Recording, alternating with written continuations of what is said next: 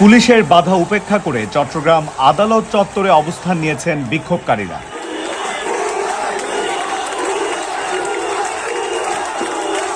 সারা দেশে গণগ্রেপ্তার, হামলা, মামলা, গুম ও খুনের প্রতিবাদে বৈষম্য বিরোধী ছাত্র আন্দোলনের মার্চ ফর জাস্টিস কর্মসূচি ঘিরে চট্টগ্রাম আদালত প্রাঙ্গণে বিপুল পরিমাণ পুলিশ মোতায়েন করা হয়েছে।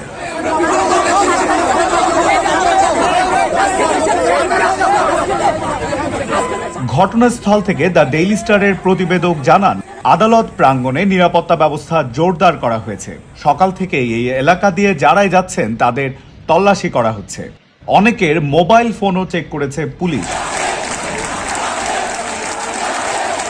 সকাল 11টা থেকে বিক্ষোভকারীরা সেখানে জড়ো হতে শুরু করেন। তারা যাতে আদালত চত্বরে যেতে না পারে সেজন্য পুলিশ সেখানে ব্যারিকেড দিয়ে রাখে। এরপর তারা পুলিশের ব্যারিকেড ভেঙে আদালত চত্বরে গিয়ে অবস্থান নেন।